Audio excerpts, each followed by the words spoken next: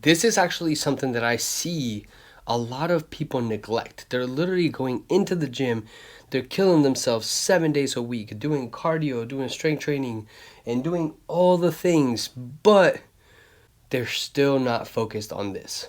And I promise you, if you are lacking the focus in this area, you're never truly going to see the results you want to see.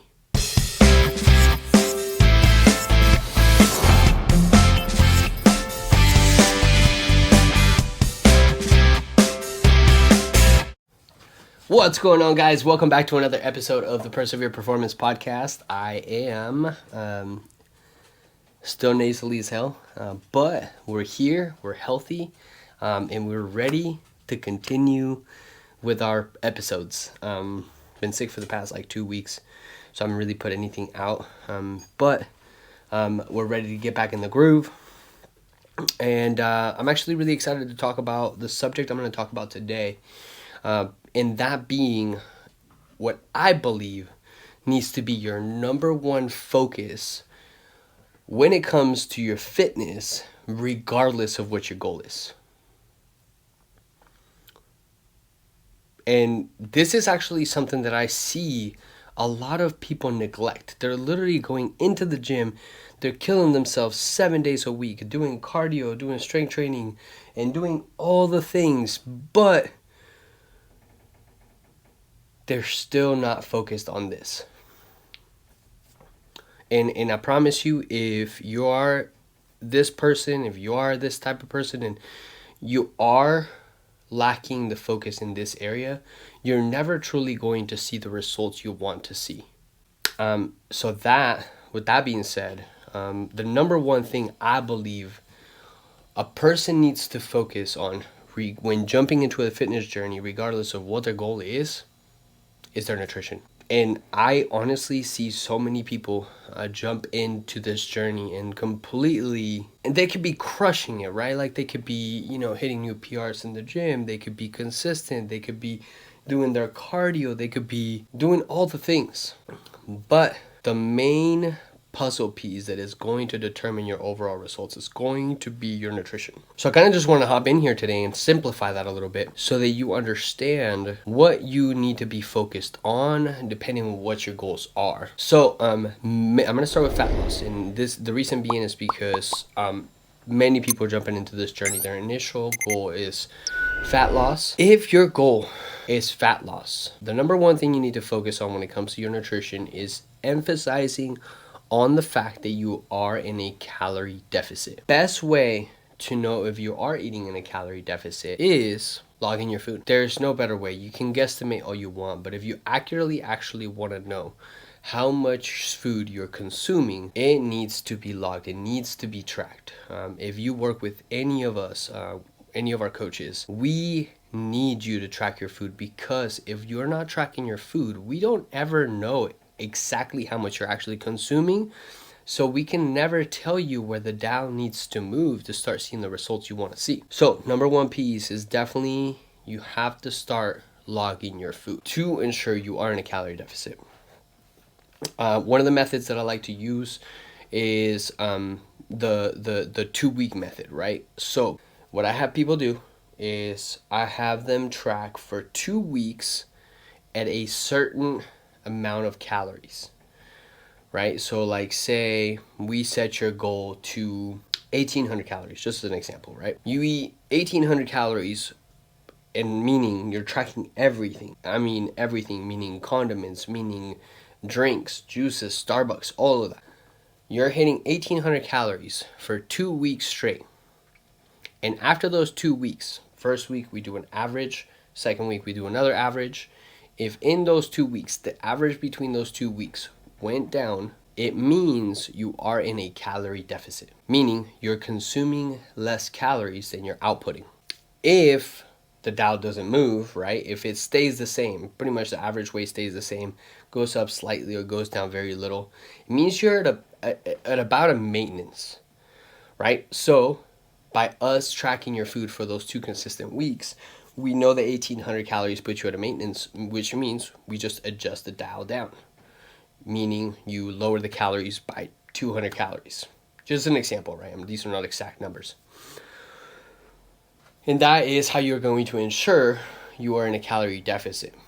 Now, another piece, second piece that I really want to talk about, which is very important when your goal is fat loss, is going to be making sure you're consuming enough protein. Now, what that's going to do, one, especially if you're working out and your goal is to also build muscle, protein is going to be the number one building block of muscle. It breaks down into amino acids, and that is what repairs and replenishes as well as maintains the muscle mass we already have. When you're in a calorie deficit, our body's job is to survive. And sadly, I say sadly because it is sad, our body does not need muscle to survive. So, if your body is in a calorie deficit and it is not getting enough energy, it's going to need to get energy from somewhere else, right? It can either get it from body fat, right? Stored energy, or it can get it from breaking down muscle tissue.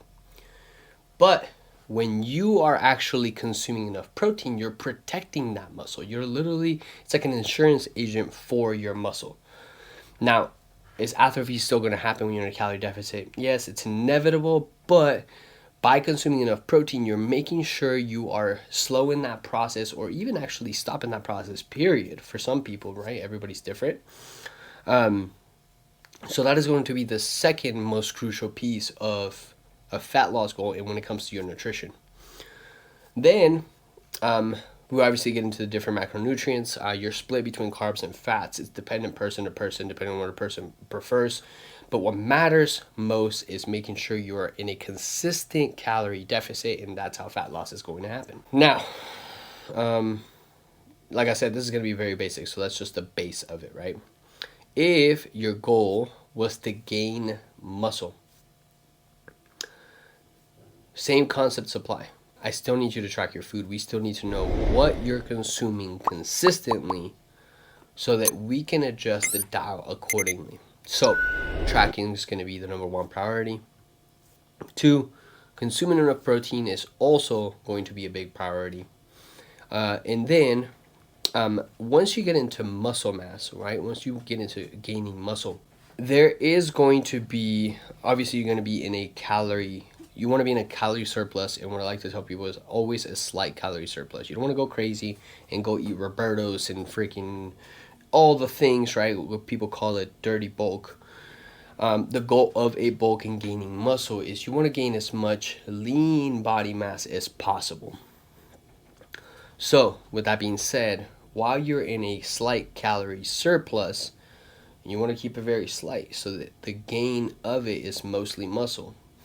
Now, some body fat is going to come with that. It's inevitable. Just like it is for you to lose muscle in a calorie deficit, it's just a part of the process of you gaining a little bit of body fat when you are in a surplus.